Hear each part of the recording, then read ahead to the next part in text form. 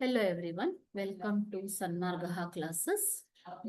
ಮುಂದಿನ ಪ್ರಶ್ನೆ ಶಿಲಾಗೋಳ ಎನ್ನುವಂತಹ ಚಾಪ್ಟರ್ ಇಂದ ಮ್ಯಾಂಟಲ್ ಎಂದರೇನು, ಅದರ ಎರಡು ಭಾಗಗಳು ಯಾವುವು ಅಂತ ಕೇಳ್ತೀವಿ. ಮ್ಯಾಂಟಲ್ ಮ್ಯಾಂಟಲ್ ನೋಡಿ, ಇಲ್ಲಿ ಎರಡನೆಯ ಪದರ ಮ್ಯಾಂಟಲ್. ಓಕೆ, ಸೊ ಭೂಕವಚ ಆದ ಮೇಲೆ ಬರುವಂತದ್ದು ಎರಡನೆಯ ಪದರ ಮ್ಯಾಂಟಲ್. ಮ್ಯಾಂಟಲ್ ಎಂದರೆ ಏನು? ಭೂಮಿಯ ಅಂತರಾಳದ ಎರಡನೆಯ ಪದರವೇ ಮ್ಯಾಂಟಲ್. ಓಕೆನಾ? ಸೊ ಹಾಗೂ ಮಧ್ಯ ಪದರ ಮ್ಯಾಂಟಲ್ ಭೂಮಿಯ ಅಂತರಾಳದ ಎರಡನೆಯ ಅಥವಾ ಮಧ್ಯದ ಪದರ. ಓಕೆ, ಮುಂದಿನದು ಕೇಂದ್ರಗೋಳ ಅಲ್ವಾ? ಸೊ ಇದು 2900 ಕಿಲೋಮೀಟರ್ ಆಳದವರೆಗೆ ವಿಸ್ತರಿಸಿ, ಓಕೆನಾ, ಆಳದವರೆಗೆ ಇರುವಂತದ್ದು.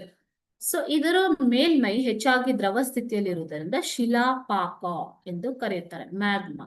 ಮ್ಯಾಂಟಲ್ ವಲಯವು ಎರಡು ಭಾಗಗಳಾಗಿ, ಮ್ಯಾಂಟಲ್ ವಲಯದಲ್ಲಿ ಎರಡು ಭಾಗಗಳಿವೆ ಮ್ಯಾಂಟಲ್ ಪದರದಲ್ಲಿ. ಅವು ಯಾವುವು? ಒಂದನೆಯದು ಎಸ್ತನೋಸ್ಪಿಯರ್ ಮತ್ತು ಮೂರನೆಯದು ಮೀಸೋಸ್ಪಿಯರ್. ಓಕೆನಾ?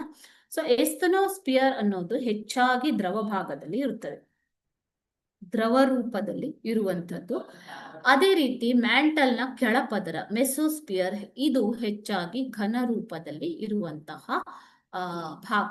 ಓಕೆ, ಈ ರೀತಿಯಾಗಿ ಮ್ಯಾಂಟಲ್ ನಲ್ಲಿ ಎರಡು ಭಾಗಗಳಿವೆ, ಒಂದು ಎಸ್ತನೋಸ್ಪಿಯರ್, ಇನ್ನೊಂದು ಮೆಸೋಸ್ಪಿಯರ್. ಎಸ್ತನೋಸ್ಪಿಯರ್ ಅನ್ನುವುದು ಹೆಚ್ಚಾಗಿ ದ್ರವ ರೂಪದಲ್ಲಿ ಇರುತ್ತದೆ ಮತ್ತು ಮೆಸೋಸ್ಪಿಯರ್ ಘನ ರೂಪದಲ್ಲಿ ಇರುತ್ತದೆ. ಮ್ಯಾಂಟಲ್ ನ ಆಳ ಎಷ್ಟು?